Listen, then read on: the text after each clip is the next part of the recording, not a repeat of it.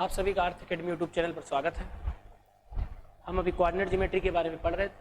कल की क्लास में हमने आपको बताया था कल की क्लास में हमने आपको सेक्शन फार्मूला के बारे में बताया। वहीं हमने बताया कि आज की क्लास में हम ट्रेंगल के बारे में बात करेंगे। हम बात करेंगे कोऑर्डिनेट ज्योमेट्री के उन 4 प्रिय मित्रों की, 4 बेस्ट फ्रेंड की, जो कोऑर्डिनेट ज्योमेट्री में बहुत ज़्यादा प्रयोग किए जाते हैं, जिन पर बहुत ज़्यादा प्रश्न बनते हैं। तो आज हम पढ़े ट्रेंगल। ये ट्रेंगल ज्योमेट्री या यूक्लिड ज्योमेट्री का ट्रेंगल है, ना कि बरमूडा ट्रेंगल। बरमूडा ट्रेंगल के बारे में आपने सुन रखा होगा। ये एक समुद्र है जो 5 लाख किलोमीटर में लगभग फैला है, जिसमें बताया जाता है कि इसमें दिव्य शक्ति काम करती है, जिसकी वजह से जो भी जहाज, शिप वगैरह इससे गुजरते हैं वो इसी में समा जाते हैं। बाकी इस पर शोध चल रहे हैं, अलग अलग शोध चल रहे हैं, अलग अलग लोग कई प्रकार के शोध कर चुके हैं। उसकी बात हम जीएस में करते हैं। लेकिन आज हम ट्रेंगल की बात करेंगे। वो ट्रेंगल बरमूडा ट्रेंगल नहीं होगा, जबकि वो ट्रेंगल यूक्लिड ज्योमेट्री का ट्रेंगल त्रिभुज होगा। जैसे हमने लाइन पढ़ी, लाइन में हमने आपको बताया कि ये इनफाइनाइट पॉइंट से मिलकर बनती है। ये line form by infinite point. उसी हिसाब से हमने लाइन सेगमेंट देखा कि उसमें हमने स्टार्टिंग और एंडिंग पॉइंट फिक्स होते हैं। वही लाइन सेगमेंट, वही निश्चित लंबाई के कोई 3 रेखाखंड जब आपस में मिलते हैं तो ट्रेंगल बनता है। जब वही निश्चित लंबाई के 3 रेखाखंड जब आपस में मिलते हैं तो ट्रेंगल बनता है। यूक्लिड ज्योमेट्री में हम ट्रेंगल के बारे में पढ़ चुके हैं। हम यूक्लिड ज्योमेट्री में ट्रेंगल के बारे में पढ़ते हैं, या फिर जो क्लास 10 तक जो हमने ज्योमेट्री पढ़ी है उसमें हमने ट्रेंगल के बारे में पढ़ा है कि ट्रेंगल जो होते हैं वो 2 प्रकार से डिवाइड किए जाते हैं।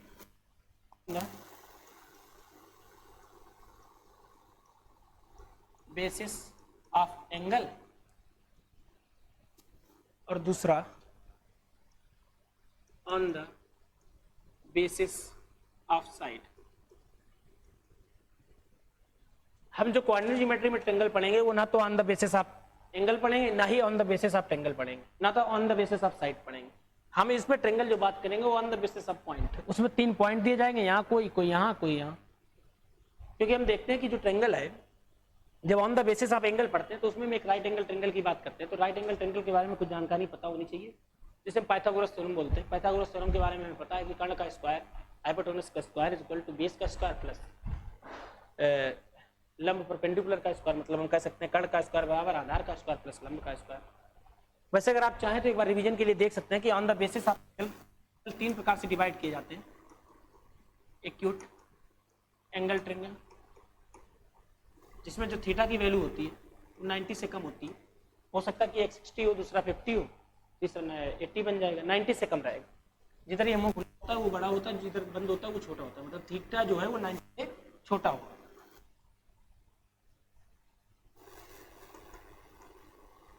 इसी राइट एंगल ट्रेंगल में हम पाइथागोरस थ्योरम के बारे में पढ़ते हैं। उसके बारे में हम कई बार बात कर चुके हैं। कई थ्योरम हमने इसी राइट एंगल ट्रेंगल में जो प्रयोग होने वाले पाइथागोरस थ्योरम की मदद से किए। Acute angle triangle, right angle triangle और ऑब्ट्यूस एंगल ट्रेंगल।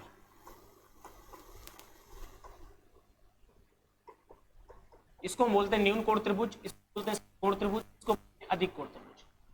अधिक कोण त्रिभुज जिसमें एक एंगल 90 डिग्री से बड़ा होता है, फिगर बनता है। राइट एंगल ट्रेंगल में एक कोण 90 डिग्री होता है, जिसमें पाइथागोरस फॉलो होती है। एक्यूट एंगल ट्रेंगल में कोई एंगल 60 हो या तीनों 60 हो। इसी acute angle triangle, right angle triangle और obtuse angle triangle on the basis side of the angle, कोण के आधार पर हम ट्रेंगल को, त्रिभुज को 3 कैटेगरी में डिवाइड करते हैं, जिसमें पहला न्यून कोण त्रिभुज होता है, दूसरा समकोण त्रिभुज होता है, तीसरा ऑब्ट्यूस एंगल ट्रेंगल होता है, अधिक कोण त्रिभुज होता है। इनमें से अगर हमें यूज आता है तो सिर्फ और सिर्फ कोऑर्डिनेट ज्योमेट्री में राइट एंगल के कुछ पता चलना चाहिए, पता होना चाहिए। बाकी इसके अलावा हमें कोई प्रयोग नहीं। On the basis of side जब हम पढ़ते हैं तो on the basis of side हम इसे भी 3 कैटेगरी में भी डिवाइड करते हैं। पहला हम कहते हैं इसे इक्विलेटरल समबाहु त्रिभुज, दूसरा आइसोस्लेस समद्विबाहु त्रिभुज और तीसरा स्केलेन विषमबाहु त्रिभुज। आज जो कोऑर्डिनेट ज्योमेट्री में, ये तो यूक्लिड ज्योमेट्री का पार्ट था जो आपके सिलेबस में भी नहीं है, लेकिन कभी कभी यूज कर दिया जाता है। तो हमें इसकी जानकारी होनी चाहिए कि ट्रेंगल है क्या और कहां से आया। तो ट्रेंगल के बारे में हमें पता होना चाहिए कि on the basis of angle और on the basis of side, 3 type से एंगल के आधार पर, 3 साइड से on the basis of side, भुजाओं के आधार पर। कोण के आधार पर भी 3 कैटेगरी है और साइड के भी आधार पर। लेकिन जो हम पढ़ेंगे वो पॉइंट के आधार पर पढ़ते हैं, जिसमें हम देखते हैं कि मान लीजिए कि इसको ए माने, इसको बी माने, इसको सी माने। अगर इसमें कभी x1, y1 दे दिया जाए, कभी x2, y2 दे दिया जाए, ये पॉइंट और ये x3, y3 दे दिया जाए और इनके एरिया की बात की जाए और आपसे इनके एरिया की बात की जाए, एरिया के बारे में पूछा जाए तो आप कैसे निकालेंगे? कि अभी तक जब साइड दी होती थी तो साइड के लिए हम हीरोज फार्मूला याद रखते थे, delta is equal to under root S, S minus A, S minus B, S minus C. साइडें पता होती थी, जहां एस जो है वो हाफ पेरीमीटर होता था, अर्ध परिमाप होता था, परिमाप का आधा कर देते थे, एस निकाल लेते थे और उसी हीरोज फार्मूला की मदद से delta is equal to under root S, S minus A, S minus B, S minus C, जो अंडर रूट के अंदर रहता था, सभी मल्टीप्लाई में होते थे, उससे हम इसका एरिया निकाल लेते। लेकिन अब उसने क्या किया है कि अब उसने ये पॉइंट दे दिए, अब आपको इसका एरिया चाहिए। तो एक तरीका ये बनता है कि अगर ये पॉइंट दिए हैं तो इस पॉइंट और इस पॉइंट की मदद से हम डिस्टेंस बिटवीन टू पॉइंट्स का फार्मूला लगाकर ये लेंथ निकाल लें, इसी तरीके से ये निकाल लें, इसी तरीके से ये निकाल लें, तीनों लेंथ निकाल लें। अब वो बात अलग है कि अगर तीनों लेंथ अलग अलग आती है तो सिर्फ और सिर्फ एक ही रिजल्ट है कि हीरोज फार्मूला से आप हल करें। हीरोज फार्मूला के लिए हम जो पढ़ते हैं, जो हमने पढ़ रखा है वो पढ़ रखा है मेंसुरेशन में डेल्टा इज इक्वल टू, अगर आपने अर्थ एकेडमी में अर्थमेटिक पढ़ रखी है तो आपने हीरोज पढ़ रखा हो, इससे आप निकाल लेते हैं। जहां पर ये तीनों साइड्स होती हैं, एस निकाल लेते हैं, A plus B plus C by 2, इससे आप एरिया निकल आएगा। कभी हीरोज अगर आपको कभी ट्रेंगल दिया हो और ट्रेंगल में ये तीनों शीर्ष दे दिए और आप कहें कि नहीं हमने भाई कोऑर्डिनेट ज्योमेट्री में इसका फॉर्मूला नहीं पढ़ा, हमें यूक्लिड ज्योमेट्री के बारे में मालूम है, अगर आपको सिर्फ और सिर्फ यूक्लिड ज्योमेट्री के बारे में मालूम है तब उस कंडीशन में आप क्या करेंगे, इनकी तीनों साइड निकाल लेंगे। साइड कैसे निकालेंगे? दो पॉइंट दिए हैं, डिस्टेंस बिटवीन टू पॉइंट लगा देंगे, इधर भी लगा देंगे, वही इधर लगा देंगे। अगर तीनों साइड अलग अलग आती है तो हीरोज फार्मूला लगाएंगे। बाई चांस अगर यही कंडीशन राइट एंगल ट्रायंगल में बनती है तो आप वहां लगा देंगे हाफ बेस इनटू हाइट। कई तरीके हैं, जब आप ये आइसोसेलेस समद्विबाहु त्रिभुज पढ़ते हैं तो वहां लगा देंगे b by 4 under root 4 square minus b square. अलग अलग हैं जो आपने मेंसुरेशन में पढ़ रखे, वो हमारे सिलेबस में नहीं, हम कोऑर्डिनेट ज्योमेट्री पढ़ रहे हैं। हम कोऑर्डिनेट ज्योमेट्री के आधार पर ही देखेंगे अगर ये पॉइंट दिए हैं तो हम किस तरीके से इस ट्रायंगल का एरिया निकाल सकते हैं, और हम वही चीजें पढ़ते हैं जो बहुत आसान होती है। तो आप याद रखो, कभी भी अगर आपको ये पॉइंट दे दे और ट्रायंगल का एरिया पूछा जाए तो वो ट्रायंगल का एरिया आपका निकलता है, अगर कभी आपसे बोल दे कि एक ट्रायंगल दिया हुआ है A B C, A B x2 y2, ये आपको दे दिया x3 y3 और ये आपसे बोल दिया x1 y1, A B C, ये तीनों शीर्ष दिए हैं।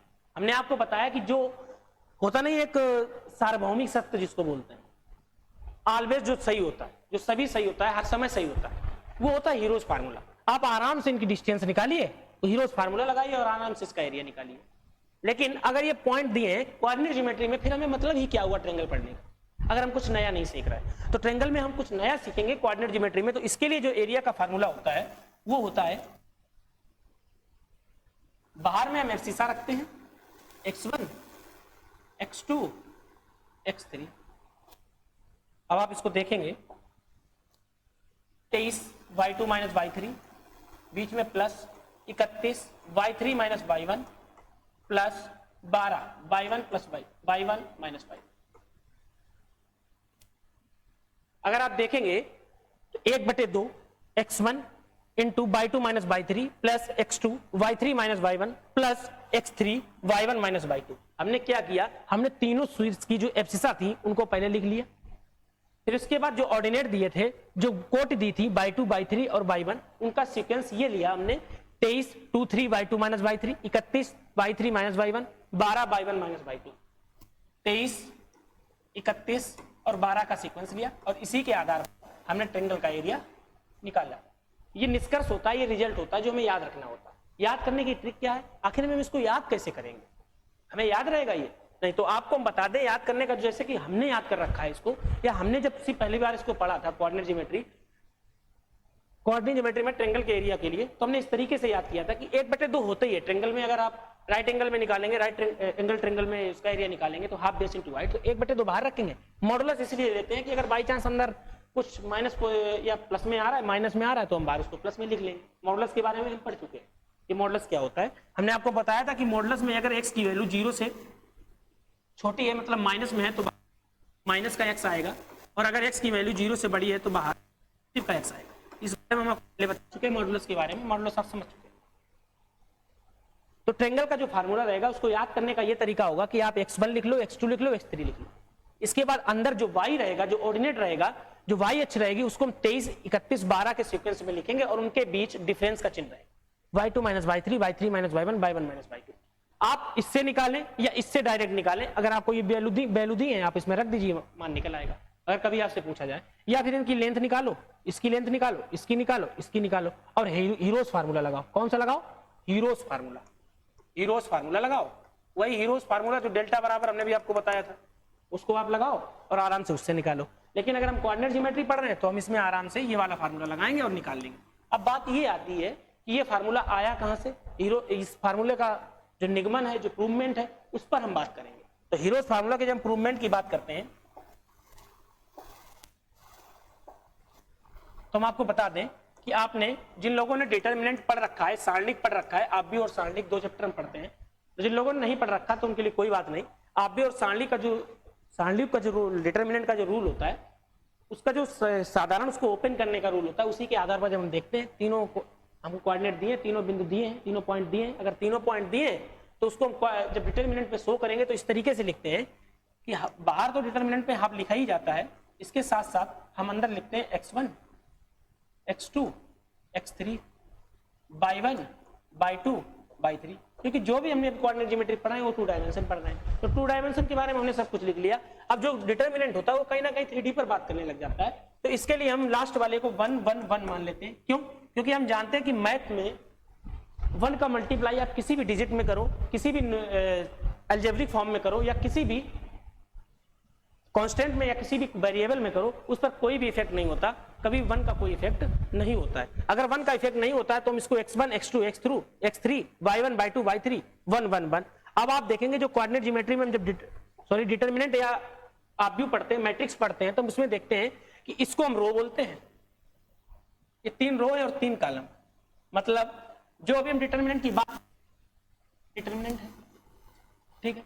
जब इसमें हम बात करते हैं तो हम अगर पहले टर्म x1 को लेते हैं तो उसका रूल ये बनता है कि अगर आपने x1 को लिया है, अगर आपने x1 को लिया है तब आप x1 वाली रो, जो x1 वाला कॉलम है, उसको पूरा छुपा लेंगे और x1 वाली रो को भी पूरा छुपा लेंगे।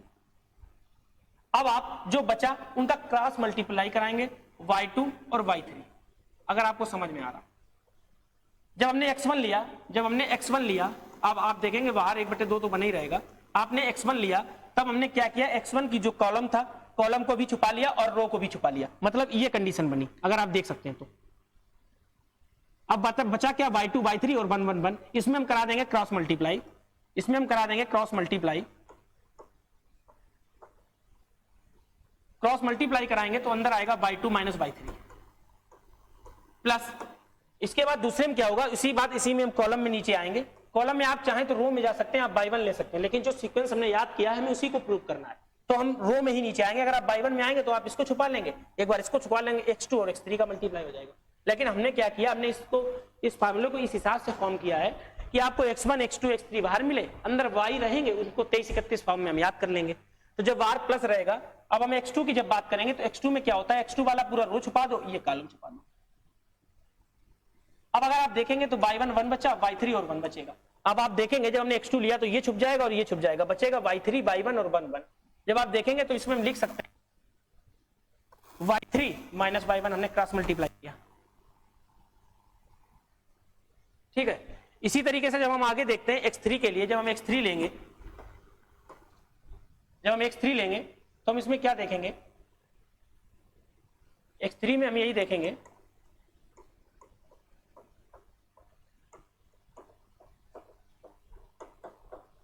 x3 में हम क्या देखेंगे, जब x3 लेंगे तो ये वाला रो छिप जाएगी और ये वाला कॉलम छिप जाएगा।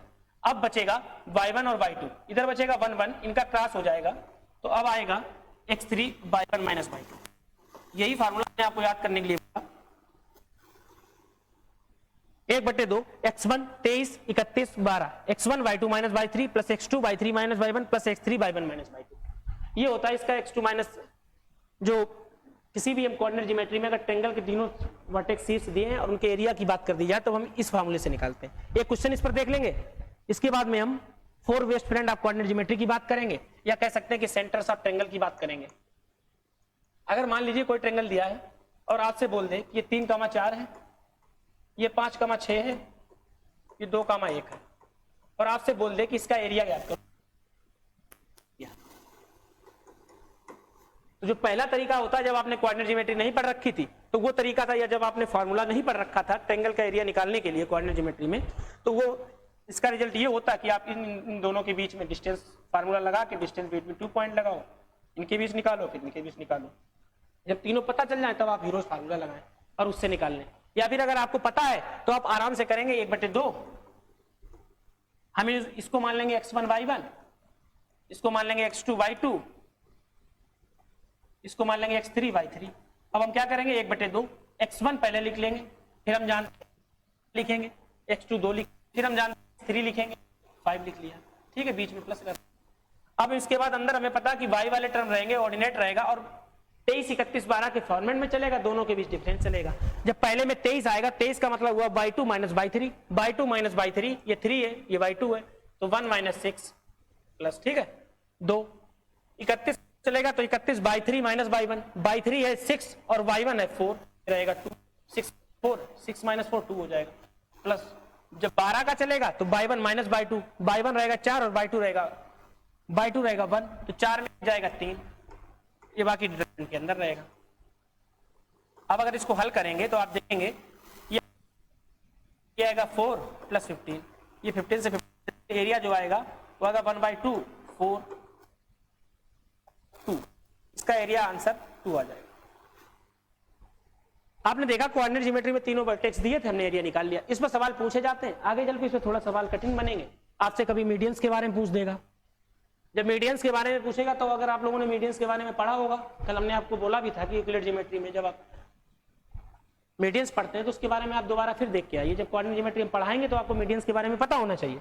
तो मीडियंस क्या होता है? मीडियंस होता है कि अगर हम वर्टेक्स से सामने वाली भुजा पर एक ऐसी रेखा खींचते हैं जो सामने वाली भुजा को मिड पॉइंट पर मिलती है, ये मिड पॉइंट पर मिलती है और इस लाइन को मीडियंस बोलते हैं। ये जो मिड पॉइंट पर मिलेगी तो अगर हमें कभी मिड पॉइंट की लेंथ पूछ दी जाए तो इससे मिड पॉइंट के कोऑर्डिनेट निकाल लेंगे, और जब इसके कोऑर्डिनेट निकल आए, ये कोऑर्डिनेट पता है, ये कोऑर्डिनेट पता, डिस्टेंस बिटवीन 2 पॉइंट और लेंथ ऑफ मीडियंस निकल आएगी, मध्यिका की लंबाई निकल आएगी। अभी हम उस पर आगे और बात करेंगे, इन पर क्वेश्चंस भी करेंगे। तो जब आज हम त्रिभुज की बात कर रहे हैं, जब हम ट्रायंगल खत्म करेंगे, ट्रायंगल पे कम से कम 10 से 12 क्वेश्चन करेंगे जो सभी टाइप कवर कर लेंगे। एक तरफ से चाहे मीडियंस की पूछे, चाहे एल्टीट्यूड पूछे, कुछ भी पूछे, सब पर हम बात कर लेंगे। अभी की क्लास में हम ट्रायंगल के बारे में पढ़ चुके, ट्रायंगल के एरिया की बात कर चुके और उस पर एक सवाल भी कर चुके। अब हम बात करेंगे 4 बोलो या 5 बोलो, हमने बताया था एक सेंटर को काउंट करेंगे। देखो ऑर्थो सेंटर रहेगा, इन सेंटर रहेगा, एक सेंटर रहेगा, सर्कम सेंटर रहेगा और तुम्हारा ये क्या बोलते हैं इसको, गुरुत्व केंद्र ये रहेगा, एल्टीट्यूड, सेंट्रॉइड, 5 हो जाएंगे। अगर आप एक सेंटर को काउंट नहीं करते हैं, एक सेंटर इसलिए काउंट नहीं करते क्योंकि एक्यूट एंगल ट्रायंगल में बाकी सभी अंदर होते हैं, जबकि एक सेंटर समय बाहर होगा। जब वैवृत्त का केंद्र, जब वैवृत्त के केंद्र को आप काउंट कर लेंगे तो 5 बन जाते हैं। तो 5 बेस्ट फ्रेंड्स आप पढ़ेंगे। जब 5 फ्रेंड आप ट्रायंगल के बारे में पढ़ेंगे तो इन्हें हमें पढ़ने की जरूरत क्यों पड़ी? सबसे पहली बात तो हम पढ़ कोऑर्डिनेट ज्योमेट्री रहे, हम इन 5 बेस्ट फ्रेंड की बात क्यों करेंगे? तो 5 बेस्ट फ्रेंड की बात हम इसलिए करते हैं क्योंकि जो सेंट्रॉइड होता है, जिसको आपने सुना होगा केंद्रक, जो मीडियंस के इंटरसेक्शन पॉइंट होता है, हम कह सकते हैं कि the medians where all medians are intersected, that point, the concurrency of that point is known as centroid, केंद्रक के नाम से जाना जाता है। उस पर क्वेश्चन बहुत ज्यादा बनते हैं।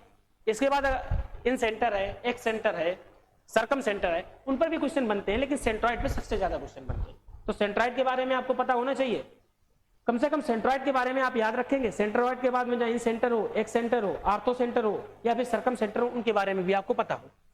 जब 4 या 5 बेस्ट फ्रेंड जब हम पढ़ेंगे तो उसमें हम पढ़ेंगे सेंट्रॉइड के बारे में। आप लोग कमेंट करके बताइए कि जो सेंट्रॉइड होता है वो किनका इंटरसेक्शन पॉइंट होता है। अभी हम उस बात को बोल भी चुके हैं और आप कमेंट भी करिए। ये मीडियंस का इंटरसेक्शन पॉइंट होता है और मीडियंस जिस जगह जिस पॉइंट पर इंटरसेक्ट करती हैं उसको हम बोलते हैं पॉइंट ऑफ कंकरेंसी। उसी पॉइंट ऑफ कंकरेंसी को हम सेंट्रॉइड के नाम से जानते हैं, केंद्रक के नाम से जानते हैं। ये मीडियंस के इंटरसेक्शन पॉइंट पर होती है, ये मीडियंस के इंटरसेक्शन पॉइंट पर मिलता है। सेंट्रॉइड के बाद में हम पढ़ेंगे इन सेंटर। सेंट्रॉइड की जब हम बात करते हैं तो सेंट्रॉइड बोलते हैं केंद्रक। आपको याद रखने का तरीका है कि केंद्रक के साथ आप ये भी याद रखें मध्यिका। मध्यिका अलग होती है, मध्यिका क्या होती है उस पर हम बात करेंगे, लेकिन मध्यिका का इंटरसेक्शन पॉइंट जो होगा वही सेंट्रॉइड होगा। मतलब जिस पॉइंट पर ये मीडियंस एक दूसरे को इंटरसेक्ट करेंगे, एक दूसरे को काटेंगी, उसी पॉइंट को, उसी कंकरेंसी ऑफ पॉइंट या कह सकते हैं पॉइंट ऑफ कंकरेंसी को हम सेंट्रॉइड के नाम से जानेंगे। जब इन सेंटर की हम बात करते हैं तो इन सेंटर किसी भी ट्रेंगल के जो एंगल वाई सेक्टर, अगर मान लीजिए ट्रेंगल है तो इस एंगल जो एंगल वाई सेक्टर होते हैं, मान लीजिए इसका एंगल वाई सेक्टर होगा, उस अगर ये एंगल अभी थीटा है तो इसको थीटा बाई 2 और थीटा बाई 2 में जो लाइन डिवाइड करेगी, उसी को जब तीनों वर्टेक्स से उस लाइन को खींचते हैं तो जो कॉन्करेंसी ऑफ पॉइंट मिलता है, जब पॉइंट ऑफ कॉन्करेंसी मिलता है उसको हम इन सेंटर के नाम से जानते हैं। मीडियंस में क्या होता है, वो जो लाइन हम खींच रहे हैं वो सामने वाली लाइन को बराबर रेशियो में बांटेगी, इधर और इधर वाले भाग को बराबर बांटेगी। हम कह सकते हैं कि सामने वाली लाइन के मिड पॉइंट पर मिलेगी। इन सेंटर जो होता है वो जो वर्टेक्स होते हैं उनका एंगल वाई सेक्टर होता है। जब वर्टेक्स के एंगल वाई सेक्टर जिस पॉइंट पर मिलते हैं, वर्टेक्स शीर्ष के कोण समद्विभाजक जिस पॉइंट पर मिलते हैं उस पॉइंट को हम इन सेंटर के नाम से जानते हैं, अंतः सेंटर के नाम से जानते हैं।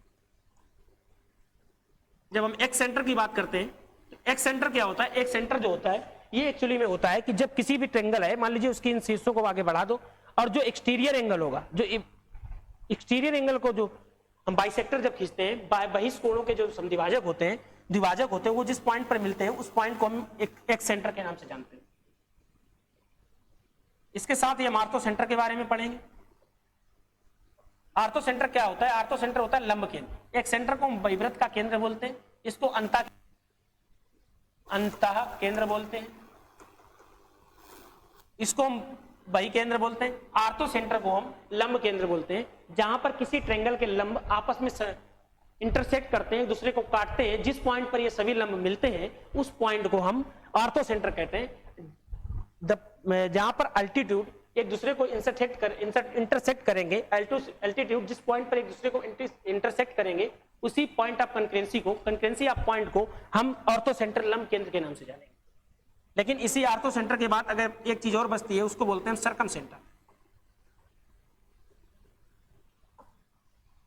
सर्कम सेंटर क्या होता है, सर्कम सेंटर होता है किसी भी ट्रेंगल के जो साइड्स होती हैं इनके परपेंडिकुलर बाइसेक्टर, इनकी भुजाओं पर लंब होने चाहिए और उनकी भुजाओं को समद्विभाजित करने चाहिए। जो परपेंडिकुलर बाइसेक्टर ऑफ साइड्स होते हैं वो जिस पॉइंट पर मिलते हैं उस पॉइंट को हम सर्कम सेंटर परिकेंद्र के नाम से जानते हैं।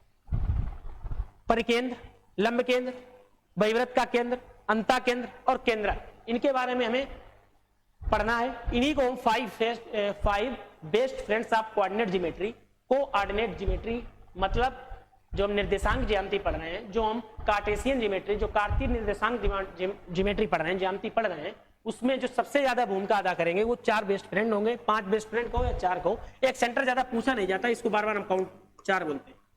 एक सेंटर पे क्वेश्चन बहुत मुश्किल में बनते हैं क्योंकि एक सेंटर का जो फार्मूला भी बनता है वो भी थोड़ा टफ बनता है, क्योंकि एक सेंटर और इन सेंटर के फार्मूले में ज्यादा डिफरेंस नहीं होता, इसलिए इसको पढ़ लेते हैं। आर्थो सेंटर और सर सेंटर पर बहुत ही कम, बहुत मुश्किल में एक आध क्वेश्चन मिल जाता है, बाकी बहुत मुश्किल से मिलता है। इन पे क्वेश्चन नहीं पूछे जाते। सबसे ज्यादा सेंट्रॉइड, इन सेंटर पर क्वेश्चन पूछे जाते हैं। सेंट्रॉइड और इन सेंटर को आपको याद रखना है। अगर आप याद रख सकते हैं तो आर्थो सेंटर भी रखें, सर्कम सेंटर भी रखें, लेकिन आपको इन सेंट्रॉइड और इन सेंटर तो कम से कम याद रखना है। जब हम सेंट्रॉइड की बात करते हैं, केंद्रक की बात करते हैं, होता क्या है आपको समझना है कि अगर मान लीजिए कोई भी ट्रेंगल दे दिया, उस ट्रेंगल के तीनों वर्टेक्स, तीनों शीर्ष के निर्देशांक दे दिए, तीनों शीर्ष के जो पॉइंट हैं उनको दे दिया आपसे, और आपसे बोल दिया कि आप सेंट्रॉइड केंद्रक के निर्देशांक बताओ, या आपसे इस तरीके से बोल दिया कि कोई भी ट्रेंगल है, एक ट्रेंगल है, उस ट्रेंगल में तीनों मीडियंस किसी पॉइंट पर इंटरसेक्ट कर रही है, आपको उस पॉइंट के आपको कोऑर्डिनेट बताने हैं, जबकि ट्रेंगल के coordinate x1, y1, x2, y2, x3, y3 दिए हुए हैं। तब आप कैसे निकालेंगे? तो इसके लिए देखिए आप यहां पर सेक्शन फार्मूला, प्रूवमेंट हम सबका नहीं देखेंगे, आपको प्रूवमेंट खुद करना है, लेकिन हम बता देंगे किस तरीके से प्रूवमेंट होगा। A, B, C, x2, y2 बोले, 3 और y3 बोले। इस बात को आप लोग नोट कर लेंगे कि केंद्रक हमें मिलता कैसे है। तो हिंदी वाले देखिएगा कि जो केंद्रक होता है वो मध्यिकाओं का इंटरसेक्शन पॉइंट होता है, मतलब जहां पर मध्यिकाएं एक दूसरे को काटती हैं, उसी काटने वाले स्थान को, उसी पॉइंट को हम केंद्रक के नाम से जानते हैं। अंग्रेजी वाले के देखेंगे जब मीडियंस जहां पर in a triangle all of the medians of a triangle intersect each other the point of concurrency known as the centroid.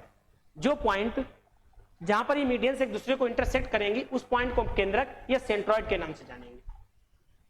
अब मीडियंस क्या होती है, तो आपको मीडियंस के बारे में पता होगा कि मीडियंस अगर हम किसी शीर्ष से सम्मुख भुजा पर एक ऐसी रेखा खींचे जो सम्मुख भुजा के मिड पॉइंट पर मिले उसको मीडियंस बोलते हैं, मध्यिका के नाम से। ये मध्यिकाएं जिस पॉइंट पर काटेंगी, जब हम उस पॉइंट की अगर बात कर रहे हैं तो हमें ये बात पता होनी चाहिए कि इस मीडियंस में एक खास है, वहां पर काटती है उस पॉइंट से ऊपर वाले हिस्से मतलब शीर्ष के तरफ की जो दूरी उसका रेशियो 2, नीचे वाले इसको हम जनरली जी से डिनोट करते हैं। तो जो सेंट्रॉइड होता है वो जनरली डिनोटेड बाय जी।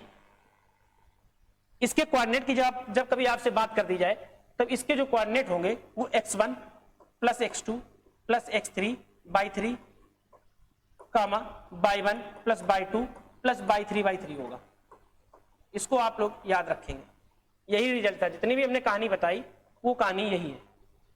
मतलब अगर कभी आपसे इसके कोऑर्डिनेट पूछ दिए जाए x कामा y पूछ दिया जाए तो आप यहां पर x जो होगा x1 plus x2 plus x3 by 3 by 1 plus by 2 plus by 3 by 3, क्योंकि यहां जो तीन लाइन है वो एक दूसरे को इंटरसेक्ट कर रही है। तीन मीडियंस जिस पॉइंट पर इंटरसेक्ट कर रहे हैं उसको हम सेंट्रॉइड या केंद्रक के नाम से जानेंगे। मीडियंस क्या होती हैं, जो सामने वाले भुजा पर ये मिड पॉइंट पर मिलती हैं उसको मीडियंस बोलते हैं। इस मीडियंस के अभी कभी सेंट्रॉइड के अगर आपसे कोऑर्डिनेट निर्देशांक पूछे जाए या सेंट्रॉइड केंद्रक के बारे में पूछा जाए तब आप लिखेंगे x1 plus x2 plus x3 by 3 by 1 plus by 2 plus by 3 by 3। ये आप याद रखेंगे। अब आपको मन में ये आ रहा होगा ये आया कहां से, इसका रिजल्ट आपने बता दिया। देखो रिजल्ट याद रखना जरूरी है, इतनी कोई जरूरत है नहीं कि हम आपको उसके बारे में बताएं। लेकिन अगर आप कहीं ये ना सोच जाए कि हमें पता हो या ना पता हो, तो इसलिए आप ये देखो कि जो x2 बाई 2 है, x3 है, x1 x2, अगर हम इसके पॉइंट निकालना चाहें तो हम निकालेंगे, क्योंकि ये मिड पॉइंट पर मिल रहा है, ये x2 बाई है। तो अगर आप इसके कोऑर्डिनेट निकालना चाहेंगे तो निकलेगा x2 प्लस x3 बाई 2 का इस फिगर बनता है, क्योंकि इसमें 3 डायमेंशन प्रयोग हो जाती हैं। लेकिन इसको हम सॉल्व 2 डायमेंशन की मदद से कर सकते हैं। देख लीजिए आप इसको हमने सॉल्व करके 2 डायमेंशन, एक ये निकाला एक ये निकाला, अब 2 ही पॉइंट बचे। अब इन 2 पॉइंट पर अगर हम करेंगे 2 डायमेंशन है, इसलिए ये आता तो 3 डायमेंशन के रूप में है लेकिन सॉल्व हो जाता है आसानी से 2 डायमेंशन से। तो इसीलिए हम 2D में ही से ट्रायंगल के सेंट्रॉइड को पढ़ लेते हैं। जब ट्रायंगल के सेंट्रॉइड की बात करेंगे अब आप देखेंगे कि हमने सेक्शन फार्मूला कल आपको बताया था m1 x2 plus m2 x1 अपान m1 प्लस m2 अगर इंटरनली डिवाइड कर रहे हैं, plus m1 by 2 plus m2 by 1 upon m1 plus m2। तो उसी में आप देखेंगे इसको हम 2, इसको रेशियो 1, 2 रेशियो 1 में अगर डिवाइड कर रहा है तो इसको m1 मानेंगे, इसको m2 मानेंगे। एक पॉइंट ये दिया है, दूसरा पॉइंट ये निकाल लिया है। इसको आप करेंगे, जब करेंगे तो यही रिजल्ट आपको निकल के मिलेगा सेक्शन फार्मूला से। इसको आप करेंगे और कमेंट में आप इसको बताएंगे कि आप ये कर पाए कि नहीं कर पाए। अगर आप नहीं कर पाए तो कल की क्लास में हम आपको बताएंगे, लेकिन आपको कमेंट करना पड़ेगा कि आपने ये कर पाए हो कि नहीं कर पाए। कुछ नहीं करना था, ये जो पॉइंट है इनसे हमने मिड पॉइंट निकाल लिया। मिड पॉइंट के बाद ये पॉइंट पता, ये पॉइंट पता, इनका इंटरसेक्शन पता कि 2 रेशियो 1 में एक दूसरे को डिवाइड कर रहे हैं। अब आपको इस पॉइंट के कोऑर्डिनेट चाहिए, तो हम आपको कल बता चुके हैं कि इसके लिए हम सेक्शन फार्मूला पढ़ते हैं। सेक्शन फार्मूला के बारे में आपको पता है, उसी से आप निकालेंगे, ये निकल आएगा। अब हमने जो सेंट्रॉइड था उसके बारे में बात कर ली। सेंट्रॉइड में हमने एक बात अगर कुछ अलग से बताई तो वो यही बताई कि जो सेंट्रॉइड होता है उस पॉइंट से वर्टेक्स की दूरी 2, उसके नीचे की दूरी 1 होती है। मतलब इनका जो अगर मीडियंस की बात करो वो रेशियो 2 रेशियो 1 होता है। इसके बाद हम इन सेंटर की बात करेंगे, अंतः केंद्र की बात करेंगे। तो ना नोट कर पाया हो नोट कर लें।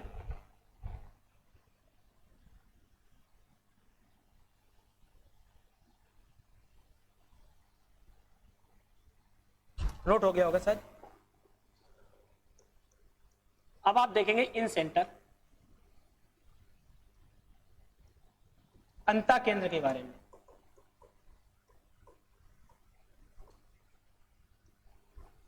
अभी हमने आपको बताया कि अंतः केंद्र होता क्या है। आप समझ लीजिए, हमारी बात हर बार लिखेंगे नहीं। जो अंतः केंद्र होता है, हिंदी वाले समझे, अंतः केंद्र जो होता है वो अंतः केंद्र जो होता है पॉइंट ऑफ कॉन्करेंसी, जहां पर इनके एंगल बाइसेक्टर, मतलब किसी भी त्रिभुज के जहां पर कोण समद्विभाजक मिलते हैं उसी पॉइंट को हम अंतः केंद्र के नाम से जानते हैं। ये पॉइंट सभी साइड्स के जिस पॉइंट जब हम इस पॉइंट की बात करेंगे तो ये पॉइंट इक्वल डिस्टेंस होगा ऑल साइड के, जहां पर उसके इंटरसेक्शन के जो लास्ट वाला वर्टेक्स पर मिलेंगे उसके। कैसे आप देखो, हमने आपसे कहा कि अंता केंद्र क्या होता है। अंता केंद्र होता है जब किसी के एंगल बाइसेक्टर आपस में मिलते हैं। जिस पॉइंट पर ये एंगल बाइसेक्टर मिलेंगे उसी को कंकरेंसी ऑफ पॉइंट बोलेंगे, उसी को हम इन सेंटर के नाम से जानेंगे। ये इस पॉइंट से ये डिस्टेंस, इस पॉइंट से ये डिस्टेंस, इस पॉइंट से ये डिस्टेंस, इस पॉइंट से ये डिस्टेंस, इस पॉइंट से ये इस पॉइंट से ये सभी जो डिस्टेंस होगी, ये डिस्टेंस, ये डिस्टेंस और ये डिस्टेंस, ये तीनों आपस में बराबर होंगी। और इसको जब हम यूक्लिड ज्योमेट्री में पढ़ते हैं तो इसी से हम एक त्रिभुज बना लेते हैं ट्रायंगल के अंदर, जिसको हम मतलब एक ट्रायंगल के अंदर हम जब कभी हमको एक सर्कल का निर्माण करना होता है, एक वृत्त बनाना होता है, तो उस वृत्त को हम इसी इन सेंटर की मदद से बनाते हैं। इन सेंटर होता क्या है, angle bisector of A line होता है, एंगल बाइसेक्टर ऑफ साइड होता है, angle bisector of vertex.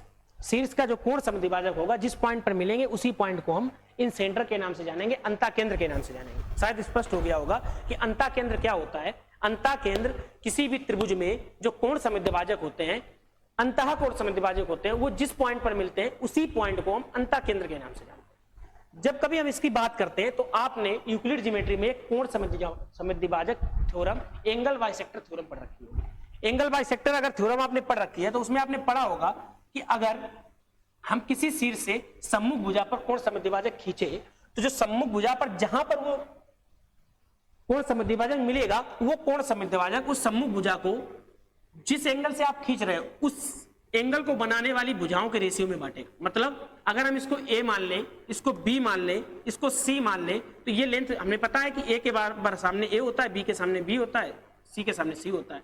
Angle bisector theorem कहती है कि अब जो ये रेशियो होगा, इनकी जो लेंथ होगी दोनों की, वो C रेशियो B होगा। मतलब जिसकी मदद से हमने ये एंगल बनाया है, ये एंगल बनाया जिन साइड्स की मदद से, वो साइड के रेशियो में हम उस साइड को बांटेंगे जिस साइड के सामने वाली भुजा पर आपका एंगल बाइसेक्टर मिलेगा।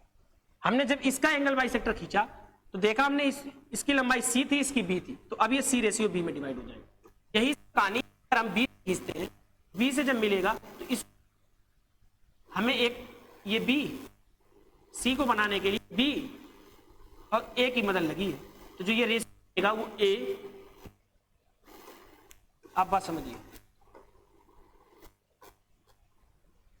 इसे एंगल बाइसेक्टर थ्योरम बोलते हैं, कोण समद्विभाजक प्रमेय बोलते हैं। कोण समद्विभाजक प्रमेय ये कहती है कि अगर हम किसी त्रिभुज के सम्मुख शीर्ष, किसी त्रिभुज के शीर्ष से कोण समद्विभाजक खींचे और वो कोण समद्विभाजक सामने वाली भुजा पर मिलता है, तो सामने वाली भुजा को उसी रेशियो में डिवाइड करेगा जो भुजाएं उस कोण को बनाने में मदद कर रही हैं। ये शुद्ध भाषा है। इस एंगल को फॉर्म किया है इस AB और AC ने, इनकी लंबाइयां C और B है, तो ये C और B का जो रेशियो होगा उसके BC आधार का होगा, बेस का होगा। ये बात आप याद रखेंगे। अगर इसी बात को आप याद रखते हैं तो आप ये भी ध्यान रखिए, अगर इसको अंता केंद्र बोलते हैं हम, ये AI रेशियो ID की जब कभी बात कर दी जाए तो ये B + C रेशियो A होता है। ये दो बातें आप याद रखेंगे। जब कभी AI रेशियो ID की बात कर दी जाए, अगर इसको हम D मानते हैं तो AI रेशियो ID, जो AI रेशियो ID होगा वो B + C रेशियो A होगा,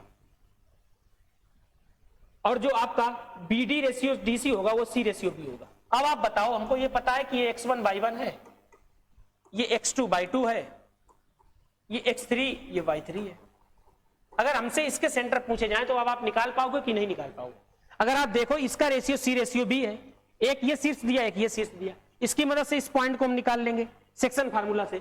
जब इस पॉइंट को निकाल लेंगे, ये पॉइंट पता है और इनका हमें रेशियो पता है B + C रेशियो A, तो इस सेक्शन फार्मूला से इसके कोऑर्डिनेट हम निकाल पाएंगे कि नहीं निकाल पाएंगे? अगर आप निकाल लेंगे तो आप इस बात को कमेंट करिए कि आप निकाल पाएंगे कि नहीं निकाल पाएंगे। जल्दी से कमेंट करके बताइए, आप इसको निकाल पाएंगे या नहीं निकाल पाएंगे?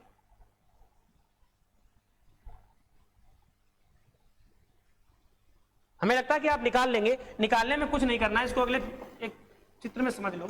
अगर बाई चांस A, B और C दिया है, इसके x3, y, इसके कोऑर्डिनेट x2, y2 हैं, इसके x1 और y1 है। अब हमने आपको बताया कि जो ये ट्रायंगल अगर इसकी लेंथ A होगी, इसकी B होगी, जहां पर इसका एंगल बाइसेक्टर मिलेगा उसका जो रेशियो होगा वो भी A रेशियो B होगा। आपको समझ में आई बात कि नहीं आई? अगर A रेशियो B होगा तो ये हमें कोऑर्डिनेट पता है, B के पता है, C के पता है, C पता है और हमें ए रेशियो बी पता है, और इस पॉइंट के हमें कोऑर्डिनेट चाहिए, तो फार्मूला से आप आराम से निकाल लेंगे। जो पॉइंट के ये निकलेगा, इस पॉइंट को हम लिखेंगे, मान लीजिए ये पॉइंट आर कामा एस आया। अब इस आर कामा एस हमें ये पता है, और इनका रेशियो हम आपको बता चुके हैं कि जहां पर ये आई मिलता है, अगर वहां से ए तक की दूरी देखी जाए तो वो बी प्लस सी होगी, ये ए होगी। इसी तरीके जब हम इधर बात करेंगे, इधर वाले में बात करेंगे, सी वाले में, तो जो रेशियो होगा वो ए प्लस बी रेशियो सी होगा। जब इस आई की हम बात करेंगे तो जो आई निकलेगा, मतलब ए आई रेशियो आई डी जो होगा वो B plus C ratio A होगा। अब अगर आपसे हम निकालने के लिए बोल दें कि आप अंतः केंद्र के निर्देशांक निकालो, तो अगर आप इसको प्रूव करना चाहते तो उसके लिए आपको ए पता, बी पता, सी पता, ये पॉइंट डी पता, अगर ए डी भी पता, इनका रेशियो भी पता, सेक्शन फार्मूला से ये निकल आएगा। और इसका जो रिजल्ट है इसका वो आप याद रखेंगे। अंतः केंद्र जो होता है,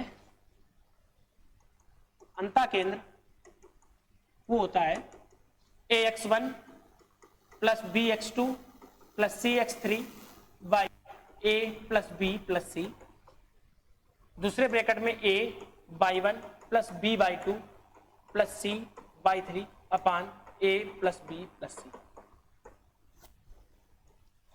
इसको आप याद रखेंगे, इसको आप याद रखेंगे।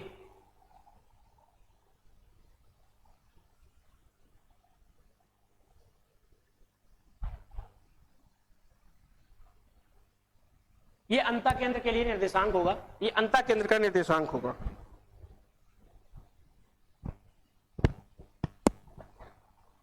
अंतः केंद्र के जब निर्देशांक पूछे जाएं तो आपको रिजल्ट याद रखना है ax1 bx2 cx3 upon a plus B plus C, a by 1 b by 2 c by 3 upon a plus B plus C. इसी के साथ बाद में हम परिकेंद्र पढ़ेंगे। जो हम परिकेंद्र पढ़ेंगे, सॉरी अंतरा केंद्र के बाद हम तुरंत बहिवृत्त का केंद्र पढ़ेंगे, बही केंद्र या एक सेंटर पढ़ेंगे। जब एक सेंटर पढ़ेंगे तो उसमें क्या होगा कि जब हम ए के सामने की बात करेंगे तो ए वाला नेगेटिव हो जाएगा, जैसे minus ax1 plus bx2 plus C upon minus a plus b plus C, comma minus a by 1 plus b by 2 plus c by 3 upon minus a plus b plus सी।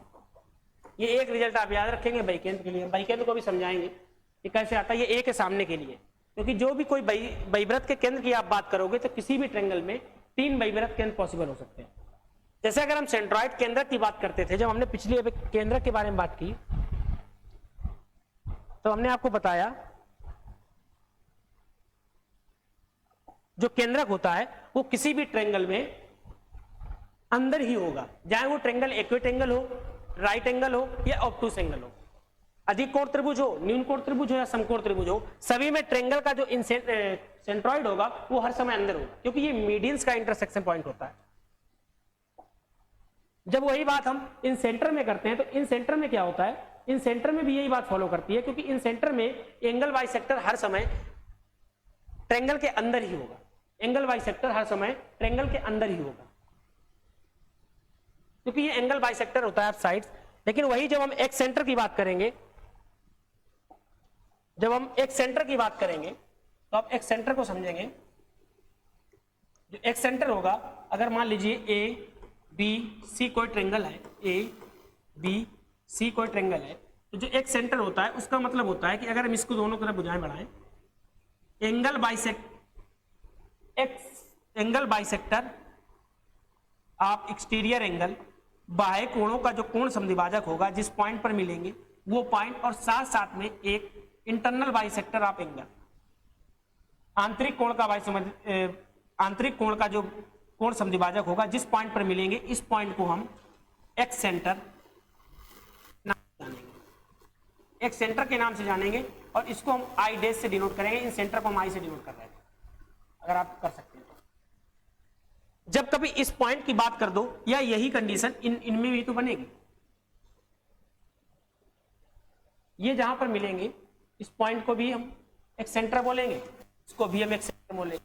मतलब तो किसी भी ट्रायंगल में 3 एक centre possible है, किसी भी triangle में 3 एक सेंटर पॉसिबल है, और ये तीनों एक सेंटर अगर किसी ट्रायंगल में पॉसिबल है तो आप ये बताइए कि इन एक सेंटर में जब हम ए के सामने की बात करेंगे तो जो फार्मूला हमने आपको बताया कि नहीं बताया तो आप यहां देखेंगे, एक सेंटर में जब हम ए के सामने की बात करेंगे तो ए वाला निगेटिव हो जाएगा, जब हम बी के सामने की बात करेंगे तो बी वाला निगेटिव हो जाएगा, और जब हम सी के सामने की बात करेंगे तो सी वाला निगेटिव हो जाएगा। तो किसी हम एक को देख लेते हैं, मान लीजिए इसको I1 को देख लेते, I'1 को देख लेते हैं, इसको आपको minus AX1 plus BX2 plus CX3 अब minus A plus B plus C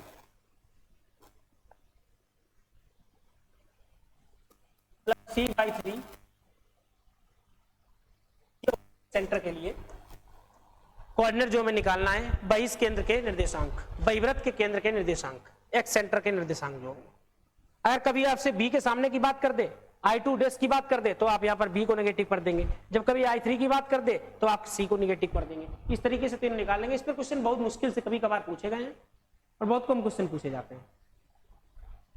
इसको आप नोट करिए, एक नोट कर लीजिए कि ए के सामने के लिए है, जब बी के सामने की बात करेगा तो बी नेगेटिव हो जाएगा।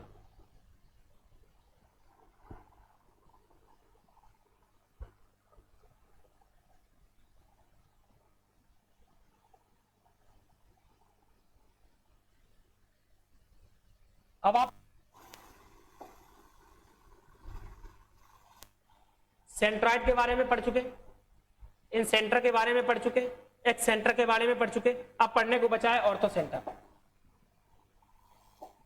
अगर हम ऑर्थो सेंटर की बात करते हैं, लंब केंद्र की बात करते हैं, ऑर्थो सेंटर, इसको हम बोलते हैं लंब केंद्र। आप समझिए लंब केंद्र क्या होता है। लंब केंद्र जहां पर एल्टीट्यूड, जहां पर लंब एक दूसरे को इंटरसेक्ट करते हैं, उसी कॉन्फ्रेंसी ऑफ द पॉइंट को हम ऑर्थो सेंटर के नाम से जानते हैं। लंब क्या होता है? लंब होता है जो किसी भी एंगल के, किसी भी ट्रायंगल के वर्टेक्स से खींचा जाए और सामने वाले साइड पर एल्टीट्यूड 90 डिग्री बनाए, सामने वाले साइड पर 90 डिग्री बनाए, उसी को हम लंब बोलते हैं। मान लीजिए जैसे कि आप समझाओ ज्यादा आसानी से सकते हैं, क्योंकि हम यूक्लिड ज्योमेट्री नहीं पढ़ा रहे तो उसकी लैंग्वेज लिखा है। अगर हम किसी के वर्टेक्स से कोई एक लाइन ड्रा करते हैं जो सामने वाले पर 90 डिग्री बनाती है, इसको हम एल्टीट्यूड के नाम से,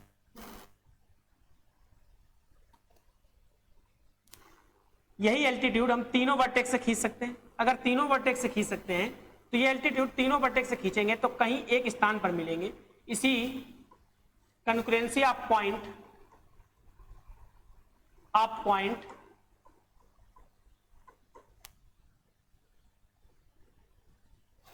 एज ऑर्थो सेंटर,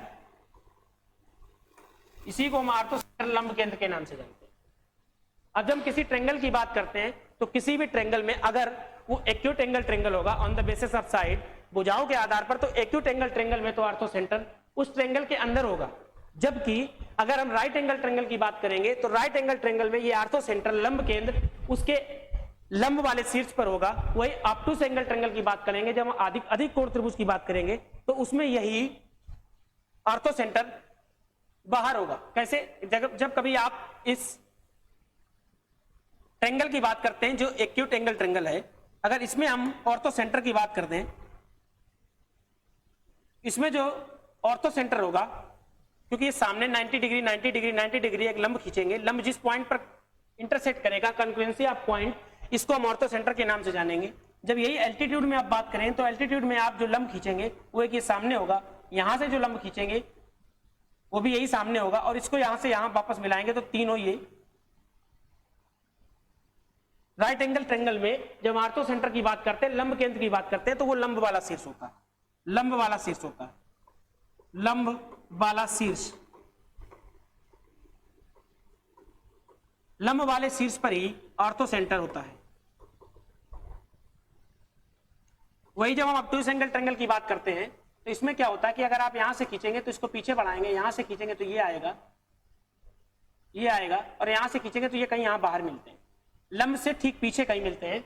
जहां पर अगर हम ऑब्टूस एंगल ट्रायंगल बनाते हैं तो ऑब्टूस एंगल ट्रायंगल में ये त्रिभुज के बाहर होता है, और त्रिभुज के बाहर होने के कारण ये पीछे साइड में जो एंगल जो हम बनाते हैं, जब 90 डिग्री या एल्टीट्यूड जिस जगह पर इंटरसेक्ट करते हैं, वो intersection point confluency of the point triangle के बाहर होगा इन ऑब्टूस एंगल ट्रायंगल।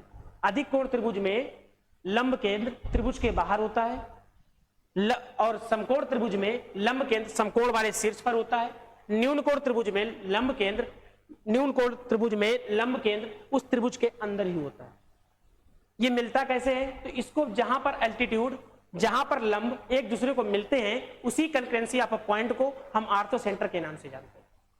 आपको शायद समझ में आ गया होगा। जब कभी हम आर्थो सेंटर की बात करते हैं, अगर हम कभी आर्थो सेंटर की बात करते हैं और हम कहते हैं कि ए बी सी, इसमें तीनों x2 y2 और x3 और y3 दिया है, और आपको लंब सेंटर जिसको हम O से डिनोट करते हैं, मतलब कह सकते हैं कि ortho centre is generally denoted by O। अगर हम इसको O से डिनोट करते हैं और आपसे इसके कभी कोऑर्डिनेट पूछ दिया जाए, तो आप ऑर्थो सेंटर के कोऑर्डिनेट निकालेंगे x1 10a plus x2 10b plus x3 10c अपान x1 plus 10a plus 10b, ये होगा x कोऑर्डिनेट। वही जब y वाले कोऑर्डिनेट की बात करेंगे तो x1 y1 10a plus y2 10b 10c अपान 10a प्लस 10b, ये x वाला कोऑर्डिनेट रहेगा और ये y वाला रहेगा। जब कभी आपसे ऑर्थो सेंटर के कोऑर्डिनेट की बात कर दी जाए तो x1 10a x2 10b plus x3 10c अपान 10a plus 10b plus 10c, और दूसरा वाला अगर दूसरे वाले की बात की जाए तो y1 10a y2 10b y3 10c अपान 10a plus 10b plus 10c, ये एक्स वाई कोऑर्डिनेट होंगे। और इनको हम एक ही ब्रैकेट में लिखना चाहें तो इनको हटा दो आप, और आप लिख सकते हो कामा ई। आप याद रखोगे ये जो होगा वो भुज को बताएगा, एब्सिसा को बताएगा, और ये वाला ऑर्डिनेट को शो करेगा। अगर आप इसकी प्रूवमेंट की बात करें तो इसको प्रूवमेंट करने के लिए आपको सोल्यूशन ऑफ ट्रायंगल पढ़ना पड़ेगा। सोल्यूशन ऑफ ट्रायंगल एक लंबी कहानी है। जब सोल्यूशन ऑफ लाइन पढ़ते हैं तो उसी में हम देखते हैं कि कई तीन चीजों के बारे में पढ़ते हैं कि किसी भी रेखा के हल की बात हम करते हैं, सोल्यूशन ऑफ लाइंस की बात करते हैं तो उसमें देखते हैं कि लाइन अगर एक पॉइंट पर इंटरसेक्ट कर रही है तो उसका सिर्फ और सिर्फ एक हल होगा। अगर लाइनें संपाती हैं, एक ही लाइन पर है, कोलिनियर है, तो उनके अनंत इनफाइनाइट हल होंगे। इस तरीके से सोल्यूशन ऑफ ट्रायंगल की अगर हम बात करने लगेंगे तो कहीं ना कहीं हम अपने रास्ते से भटक जाएंगे। तो इसलिए हम इसका प्रूवमेंट आपको नहीं बताएंगे। इसका आपको निष्कर्ष याद रखना है कि जब कभी आपको ऑर्थो सेंटर के कोऑर्डिनेट की बात की जाए, ऑर्थो सेंटर के लंब केंद्र के निर्देशांक की बात की जाए, तब आप याद रखेंगे x1 10a x2 10b x3 10c अपान 10a plus 10b plus 10c, y1 10a y2 10b y3 10c अपान 10a plus 10b plus 10c। इसको आप याद रखेंगे। इसी कुछ तरीके से अगर हम देखें सर्कम सेंटर भी निकलता है। हम पढ़, अब हम सर्कम सेंटर की बात करेंगे। सर्कम सेंटर क्या होता है? सर्कम सेंटर होता है किसी ट्रायंगल की आप अगर बात कर रहे हैं और किसी ट्रायंगल में उसके हम एंगल बाइसेक्टर ऑफ साइड खींचते हैं, एंगल बाइसेक्टर ऑफ साइड खींचते हैं, तो जो एंगल बाइसेक्टर ऑफ साइड होता है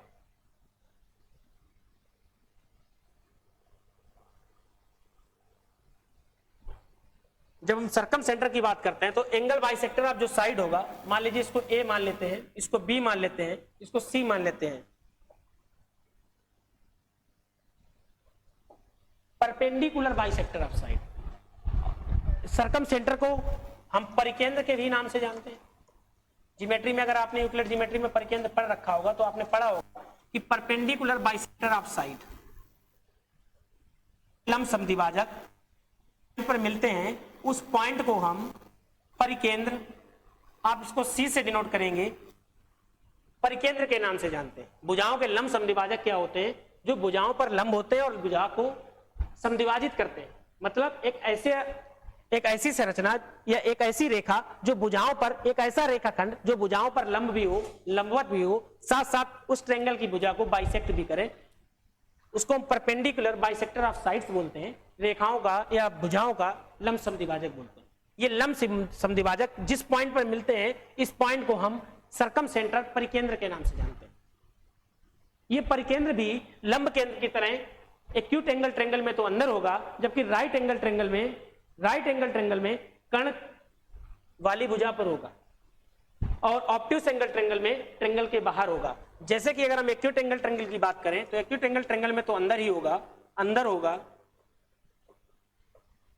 और राइट एंगल ट्रायंगल में जो होगा परिकेंद्र वो इस कर्ण वाली भुजा पर होगा। इसीलिए जब हम यूक्लिड ज्योमेट्री पढ़ते हैं तो हम उसमें पढ़ते हैं कि जो परिकेंद्र होता है, जैसे हमने अंतः केंद्र बताया, तो अंतः केंद्र में जो इन सेंटर होता है वो इन सेंटर यहां से दूरी, यहां से दूरी, यहां से दूरी समान होती है। उसी तरीके से परिकेंद्र की सर्कम सेंटर की जो दूरी होती है वो वर्टेक्स से, हर एक वर्टेक्स से समान होती है। मतलब इस जो यहां पर होगा इसकी दूरी यहां से, इसकी दूरी यहां से, इसकी दूरी यहां से, और इसको हम आर से डिनोट करते हैं, कैपिटल आर से, और इसकी मदद से हम सर्कम सर्कल खींचते हैं, वैवृत्त परिकेंद्र खींचते हैं। जो सर्कम सेंटर होता है it helps to draw a circumcircle. Circumcentre जो होता है ये मदद करता है एक परिकेंद्र परिवृत्त को खींचने में, और परिवृत्त खींचने के लिए जो परिवृत्त का शीर्ष होता है वो जो पॉइंट होता है, वर्टेक्स होता है, उससे उसकी दूरी, हर एक वर्टेक्स से दूरी बराबर होती है। और इस परिकेंद्र या सर्कम सेंटर के जब हम कोऑर्डिनेट बात करते हैं तो ये किसी भी ट्रायंगल के coordinate x1 by 1, x2 by 2, x3 by 3 दिए हैं, और जब कभी आपसे सर्कम सेंटर के कोऑर्डिनेट पूछ दिए जाएं, जैसे हमने राइट एंगल ट्रायंगल में बताया कि राइट एंगल ट्रायंगल में जो सर्कम सेंटर होगा वो सर्कम सेंटर कर्ण वाली भुजा पर होगा, और इस भुजा पर होगा। अगर कभी आपसे यही परिकेंद्र की त्रिज्या, परिवृत्त की त्रिज्या की बात करते तो ये कर्ण की आधी होती है। ये आपने यूक्लिड ज्योमेट्री में पढ़ा होगा, अगर आपने अर्थ एकेडमी में भी ज्योमेट्री पढ़ रखी है तो वहां भी आपने ये पढ़ रखा होगा। लेकिन अभी हमें इन सब पर बात नहीं करनी है, क्योंकि अभी हम सर्कम सेंटर की बात कर रहे हैं, परिकेंद्र की बात कर रहे हैं। अगर हम परिकेंद्र की बात कर रहे हैं तो परिकेंद्र के लिए जो कोऑर्डिनेट निकल के आएंगे वो कोऑर्डिनेट होते हैं जिस हिसाब से हमने अभी पिछले वाले में देखा था कि उसमें हमने x1 जब हमने देखा था ऑर्थो सेंटर में x1 10a, x2 10b, x3 10c upon 10a plus 10b। इसी तरीके से हम सर्कम सेंटर में देखते हैं कि x1 sin 2a plus x2 sin 2b plus x3 sin 2c upon sin 2a plus sin 2b plus sin 2c। और जो दूसरा वाला कोऑर्डिनेट होगा वो होगा by 1 sin 2a plus by 2 sin 2a plus by 3 sin 2c upon sin 2a plus sin 2b plus sin 2c। वही result चलेगा। जैसे हमने आपको बताया कि जहां आप बहिर्वृत्त के केंद्र को छोड़ दीजिए, एक्स सेंटर को छोड़ दीजिए, बाकी सभी, जहां आप ऑर्थो सेंटर की बात कर लो, इन सेंटर की बात कर लो, सभी एक ही होते हैं। अगर एक्यूट एंगल ट्रायंगल में ऑर्थो सेंटर होगा तो वो अंदर होगा, राइट एंगल ट्रायंगल में ऑर्थो सेंटर होगा तो वो एक ही होगा। वो बात अलग है कि वो लंब वाले शीर्ष पर होगा। वहीं जब आप सर्कम सेंटर की बात करते हैं, सर्कम सेंटर में भी एक्यूट एंगल में जो पॉइंट होगा, जो सेंटर होगा, सर्कम सेंटर होगा, वो अंदर होगा, जबकि राइट एंगल ट्रायंगल में कर्ण वाली भुजा पर होगा। और इसके अलावा जब ये ऑब्ट्यूस एंगल ट्रायंगल में बात करते हैं तो ये ट्रायंगल त्रिभुज के कहीं बाहर होगा। जब इसके हम कोऑर्डिनेट की बात करते हैं तो x1 sin 2a plus x2 sin 2b plus x3 sin 2c, sin 2a plus sin 2b plus sin 2c, साथ साथ में by 1 sin 2a, by 2 sin 2, by 3 sin 2c upon sin 2a plus sin 2b sin 2c। ये होगा circum centre के coordinate. इसको आप अलग से भी लिख लो एक बार। जब सर्कम सेंटर जिसको हम c से डिनोट करते हैं, इसके जब हम कोऑर्डिनेट की बात करेंगे x1 sin 2a plus x2 sin 2b plus x3 sin 2c upon sin 2a plus sin 2b plus sin 2c comma by 1 sin 2a plus by 2 sin 2b plus by 3 sin 2c upon by 1 plus by 2 sin 2a plus sin 2b plus sin 2b plus sin 2c। ये coordinate होंगे किसी भी circum centre के। अगर circum centre से आप बात कीजिए, अब आपको इसके प्रूवमेंट की, तो चाहे ये हो या ऑर्थो सेंटर हो, दोनों का प्रूवमेंट सॉल्यूशन आप ट्रायंगल से निकलता है। हमने आपको बताया कि जब सॉल्यूशन आप इक्वेशंस पढ़ते हैं तो उसमें ही इतने कॉन्सेप्ट हो जाते हैं, तो सॉल्यूशन आप ट्रायंगल के बारे में बताना, फिर उससे हमें ये प्रूव करना थोड़ी लंबी कहानी होगी। इसलिए सॉल्यूशन आप ट्रायंगल के आधार पर ना सिद्ध करके हम इसका रिजल्ट याद रखेंगे। हमने 3 आपको निष्कर्ष बता दिए, 3 के हमने प्रूवमेंट भी करा दिए। टोटल हमने 5 सेंटर्स के बारे में बात की, 5 गहरे मित्रों की बात की जो कोऑर्डिनेट ज्योमेट्री के हैं। उनमें से 3 का हमने प्रूवमेंट कराया, 2 के बारे में नहीं बताया, जिसमें ऑर्थो सेंटर हो या फिर सर्कम सेंटर हो। ऑर्थो सेंटर में बस ये होता है कि x1 10a, x2 10b, x3 10c होता है, नीचे 10a 10b 10c होता है, इधर by1 10a, by2 10b, by3 10c अपान 10a plus 10b plus 10c होता है ऑर्थो सेंटर में। और ये होता है सर्कम सेंटर में x1 sin 2a, x2 sin 2b, इस तरीके से दिया होता है। तुमने ऑर्थो सेंटर की भी बात कर ली, सर्कम सेंटर की भी बात कर ली। हमने ऑर्थो सेंटर में भी एक अलग बात बताई कि एक्यूट एंगल में, ये ट्रेंगल के अंदर होगा, एक्यूट एंगल ट्रेंगल में, और राइट एंगल ट्रेंगल में ऑर्थो सेंटर यहां होगा, और जबकि ऑप्टिक में ही होगा। और वही जब सर्कम सेंटर की बात, सेंटर में सर्कम सेंटर ये यहां कहीं होगा, इसमें कर्ण वाली भुजा पर होगा, ये भी अंदर होगा और यहां ये भी अंदर होगा, यहां ये दोनों अंदर होंगे। आज की क्लास में हमने कोऑर्डिनेट ज्योमेट्री के जो 4 बेस्ट फ्रेंड हैं उनके बारे में बात की, बल्कि 5 बेस्ट फ्रेंड के बारे में बात की, ऑर्थो सेंटर के बारे में बात की,